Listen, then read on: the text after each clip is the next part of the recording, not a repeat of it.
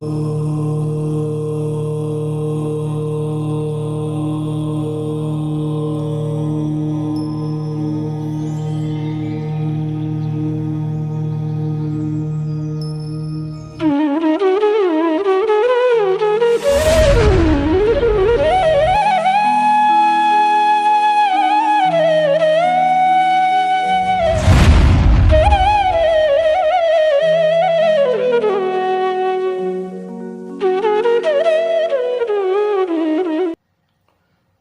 ह्रीं अरहं णमोजिनाणम्।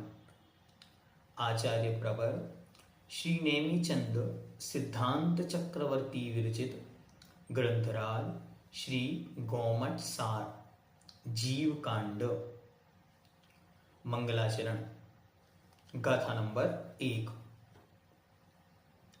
सिद्धं शुद्धं परमीय जीर्णेन्दवर्णेमि चन्दमकलङ्कम्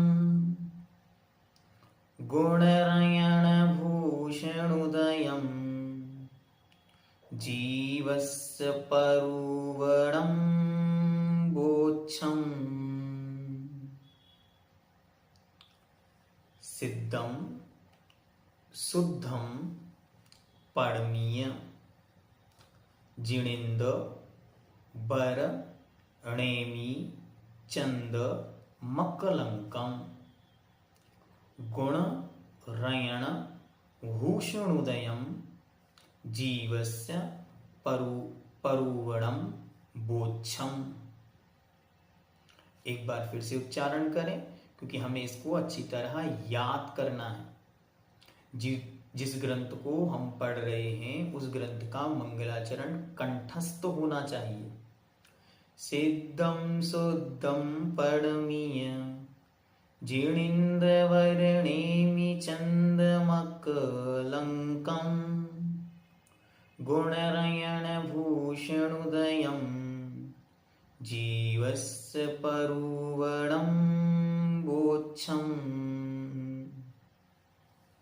आइए अब शब्दों को देखते हैं। पहला शब्द है सिद्धम, शुद्धम, परमीय, जीर्णेन्द बर णेमि चंद मकलंकम गुण रयण भूषणोदयम जीवस्य परुवणम बोच्छम। एक एक शब्द यद्यपि भाषा प्राकृत है, लेकिन यदि हम प्राकृत भाषा को देखते हैं तो उसका एकदम मेल हिंदी से मिल जाता है, तो बहुत बड़ा अंतर नहीं आता। सारे शब्द लगभग वही हैं और जब हम इसको तोड़कर देखते हैं तो हमको अर्थ भी शब्दों में से निकलकर मिलता है। तो क्या अर्थ हुआ तो देखते हैं। सिद्धम शुद्धम प्रणम्य, जो सिद्ध हैं शुद्ध हैं उन्हें प्रणम्य अर्थात नमस्कार करके। कौन है वे तो कहते हैं जिणेन्द्र वर नेमिचंदम अकलंकम, नेमिचंद्रम अकलंकम। वे जिनेन्द्र वर अर्थात जिनेन्द्रों में भी श्रेष्ठ हैं। नेमिचंद्रम अर्थात नेमी चंद्र हैं। अकलंकम अकलंक हैं। फिर गुण रयण भूषण उदयम, गुण रयण भूषण उदयम, गुण रूपी रत्नों के उदय रूप आभूषण हैं या आभूषण रूप उदित हैं जो, उनको प्रणम्य नमस्कार करके जीवस्य परुवणम, जीवस्य परुवणम अर्थात जीवस्य जीव की परुवणम अर्थात प्रूपणा वक्षे कहते हैं। तो आचार्य भगवंत नेमिचंद महाराज सबसे पहले मंगलाचरण में नमस्कारात्मक मंगलाचरण करते हुए कहते हैं। किसको नमस्कार कर रहे हैं तो इन्होंने अपने एक मंगलाचरण में ही बहुत सारे पूज्य पदों को नमस्कार किया। लेकिन जब हम इनके अर्थ निकालेंगे तो बहुत सारे टीकाकारों ने अलग अलग दृष्टि से अलग अलग अर्थ निकाले हैं, इसलिए शब्दों के बहुत सारे अर्थ मिल जाते हैं। तो सबसे पहले तो हम एक एक शब्द का अर्थ देख लेते हैं और फिर अलग अलग टीकाकारों ने कैसे कैसे अर्थ निकाले हैं वो भी हमको यहाँ पर समझने में आएगा। ठीक है, तो पहले हम देखते सामान्य अर्थ क्या हुआ।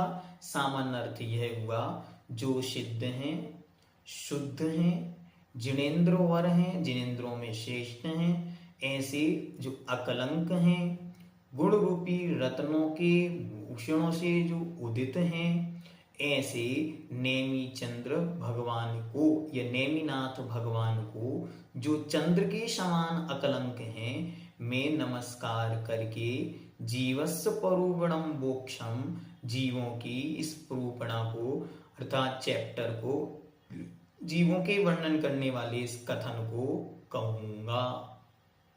ठीक है, ये सामान्य अर्थ हुआ। अब एक एक अर्थ को विशेष रूप से देखते। तो सबसे पहले क्या कहा, सिद्धम। सिद्ध कौन है, तो जिन्होंने अपनी आत्मा की सर्वोत्कृष्ट अवस्था को प्राप्त कर लिया, वे सिद्ध हैं। फिर और दूसरा सिद्ध का अर्थ क्या है, जो संपूर्ण प्रमाणों से सिद्ध हैं, अर्थात अब जिनमें असिद्धता का या जिनकी वाक्यों में किसी प्रकार की असिद्धि नहीं रही। फिर आगे क्या कहते हैं, आगे दूसरा विशेषण है शुद्धम। वे कैसे हैं, शुद्ध हैं, क्योंकि उन्होंने अच्छी तरह से कर्मों का नाश कर लिया है, इसलिए वे शुद्ध हैं। फिर क्या कहते हैं, अकलंकम, अर्थात वे अकलंक हैं, कलंक से रहित हैं, कर्म रूपी कलंक से, मिथ्यात्वादिक कलंकों से रहित हैं। और कैसे हैं, गुणरयण भूषण उदयम, गुण रूपी रत्नों के सम्यक दर्शन आदि जो गुण हैं, उन गुणों के रत्नों के जो आभूषणों का उदय हमेशा जिनकी बना रहता है।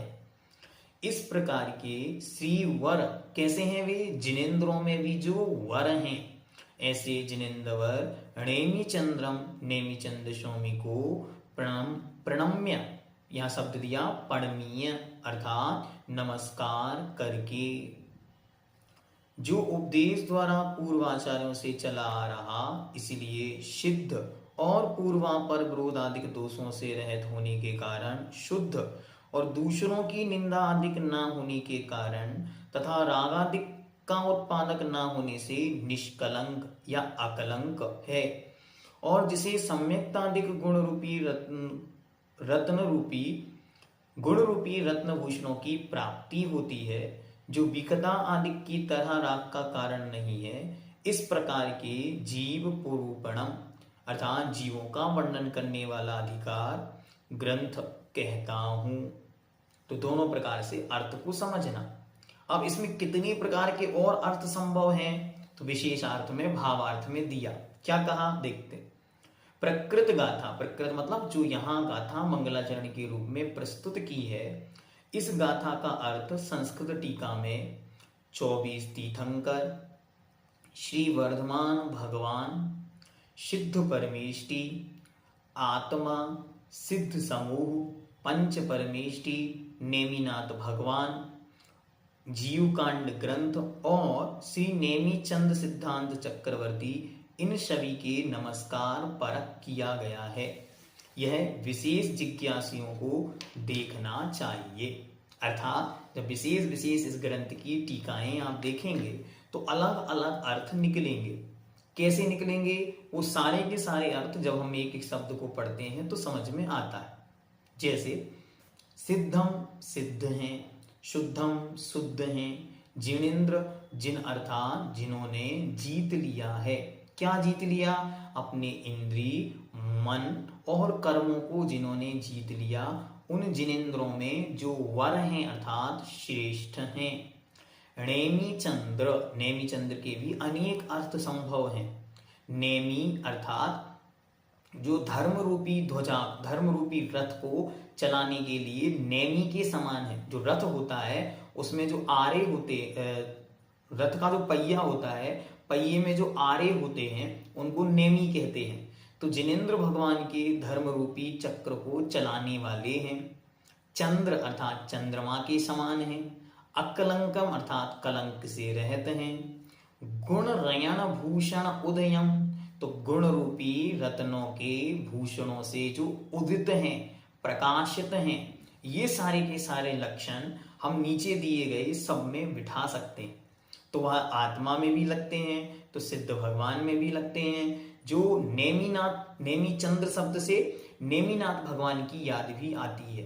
तो नेमिनाथ भगवान क्यों? क्योंकि इस ग्रंथ की रचना श्री श्रवणबेलगोल में स्थित श्री चंद्रगिरी पर्वत पर हुई है।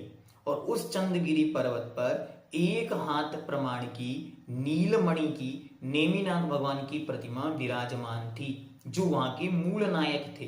तो लगता ऐसा है इसको पढ़ के कि हो सकता है आचार्य महाराज ने उन नेमिनाथ भगवान को इस मंगलाचरण में नमस्कार किया होगा। अब लेखक का क्या तात्पर्य था ये हमको नहीं पता, लेकिन पंक्तियों को पढ़कर इतने सारे अर्थ संभव हैं।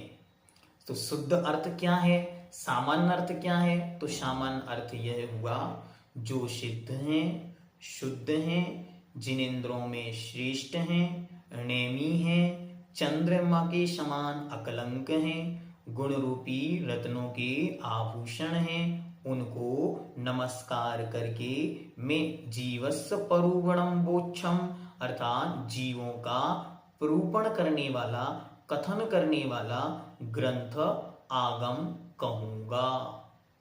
ये सामान्य अर्थ इस गाथा का हुआ। अब इसको विस्तार से जानने के लिए आप और भी जो टीकाएं हैं उन टीकाओं में इसका विशेष अर्थ देख सकते हैं। सामान्य अर्थ यही है। प्रश्न कैसे पूछा जा सकता है इस गाथा से? तो आपको प्रश्न पूछा जा सकता है मंगलाचरण में किसे नमस्कार किया? तो आप जिन जिन के विषय में आपको बतलाया, सिद्ध परमेष्टि, चंद्र प्रभु भगवान, नेमिनाथ भगवान, वर्धमान महावीर स्वामी और 24 तीर्थंकर भगवान, इनको नमस्कार किया।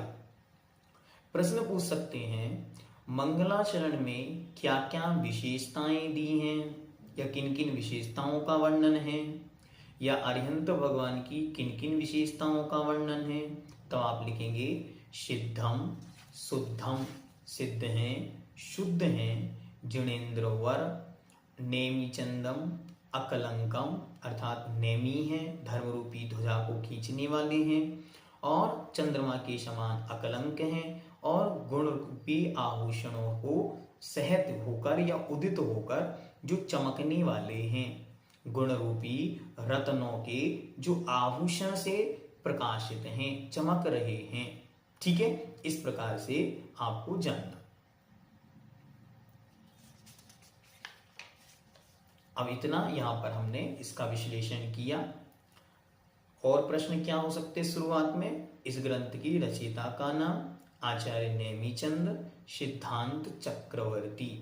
ठीक है, ग्रंथ कहाँ लिखा गया? तो ग्रंथ श्रवणबेलगोला चंद्रगिरी पर लिखा गया। ग्रंथ नायक ने जहां लिखा वहां के मूल नायक भगवान नेमिनाथ स्वामी। ठीक है, संदर्भित प्रश्न हो सकता है कि उस स्थान में वर्तमान में क्या प्रसिद्ध है? तो उस स्थान में वर्तमान में गोमटेश्वर बाहुबली नाम की विश्व की सबसे ऊंची एक पाषाण की बनी हुई अलौकिक अद्भुत अनुपमेय प्रतिमा विराजमान है। और श्रवणबेलगोला से संदर्भित यदि कोई प्रश्न आता है तो उसमें आपको एक प्रश्न और पूछा जा सकता है कि वहां श्रवणबेलगोला किस लिए प्रसिद्ध है? तो आचार्य भद्रबाहु अंतिम श्रुत केवली की समाधि स्थली होने से। ठीक है, बाकी विस्तार से चर्चा हम जब मंगलाचरण पर विशेष चर्चा करेंगे, और तब आपको टीका ग्रंथों से विशेष विशेष क्या क्या अर्थ निकाले गए इसका पंडित प्रवर रतन चंद जी मुख्तार साहब ने बहुत विस्तार किया है। तो उस पर हम एक पूरा सेशन बनाएंगे और उसकी वीडियो भी आपको डिस्क्रिप्शन में मिलेगी। आचार्य भगवंत नेमीचंद स्वामी का परिचय और जीवकांड ग्रंथराज का परिचय भी, दोनों ग्रंथों का परिचय आपको इसकी डिस्क्रिप्शन में मिलेगा। साथ ही चामुंडराय जी का परिचय वो भी आपको डिस्क्रिप्शन में दे दिया जाएगा। ओम सिद्धम।